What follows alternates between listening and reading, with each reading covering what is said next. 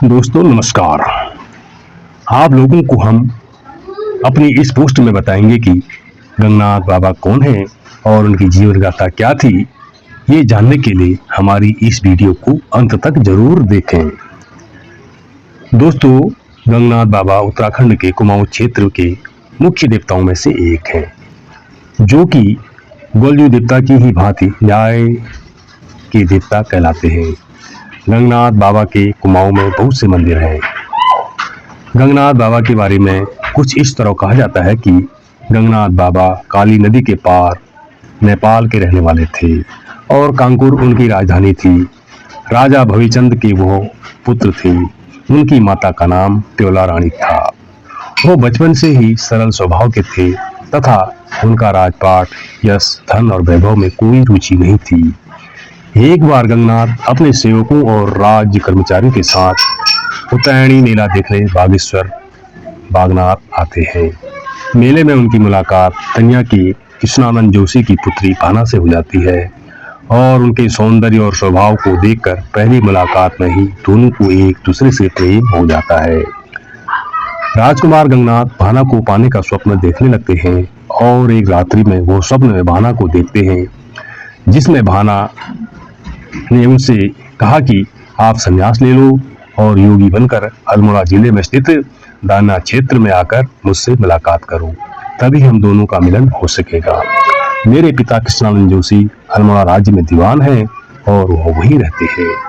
अगले दिन गंगनाथ झोला चिमटी लेकर अपना राज छोड़कर महाकाली नदी पार करके सन्यासी बनने की विलासा लेकर सौर पिथौरागढ़ पहुंच जाते हैं और वहां से राजकुमार गंगनाथ काली कुमाऊं होते हुए हरिद्वार पहुंचते हैं और शिव अवतार गुरु गोरखनाथ से संन्यास धर्म की शिक्षा लेते हैं और उन्हें गुरु गोरखनाथ द्वारा दिव्य वस्त्र तथा गोलजू महाराज द्वारा शक्ति प्रदान की जाती है।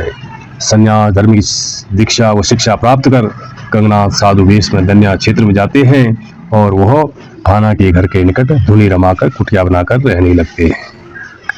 ऐसा करते करते वह प्रतिदिन चोरी चुपके भाना से मिला करते थे और जल्द ही भाना गर्भवती हो जाती है। ग्रामीणों को गंगनाथ और भाना के प्रेम संबंध का पता चलता है तो सभी ग्रामीण लोग उसके पिता कृष्णानंद जोशी दीवान को मामले की जानकारी देते हैं और जैसे ही कृष्णानंद जोशी को जब भाना गंगनाथ के प्रेम प्रसंग के बारे में मालूम होता है तो वह भाना गंगनाथ और बर्मी माला को मौत के घाट उतारने की योजना बनाता है। लेकिन कृष्णानंद जोशी को जब यह पता चलता है कि गंगनाथ के शरीर में जब तक बाबा गोरखनाथ के देह के दिव्य वस्त्र और गोल्ला देवता द्वारा दी गई शक्ति है, तब तक उसका कोई कुछ नहीं कर सकता। तो वह होली के दिन गंगनाथ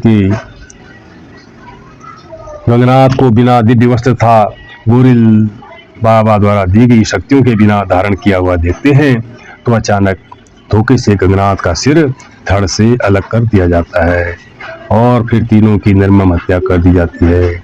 मरने से पूर्व भाना श्राप देती है कि पर्वत का यह अंचल सूख जाएगा और हरियाली नष्ट हो जाएगी। इस श्राप का डर खाकर बाद में यहाँ देवताओं के रूप में गंगनाथ की स्थापना की जाती है और तभी से गंगनाथ को कुल देवता के रूप में पूजा जाने लगा। गंगनाथ देवता को कुमाऊं क्षेत्र के अनेकों जिलों एवं क्षेत्रों के कुल देवता के रूप में पूजा जाता है। उत्तराखंड के हिमालय की श्रेणियों में लाखों देवी देवताओं का निवास है और उन सभी देवी देवताओं की अपनी अपनी परंपरागत बहुत सी कथाएं भी है।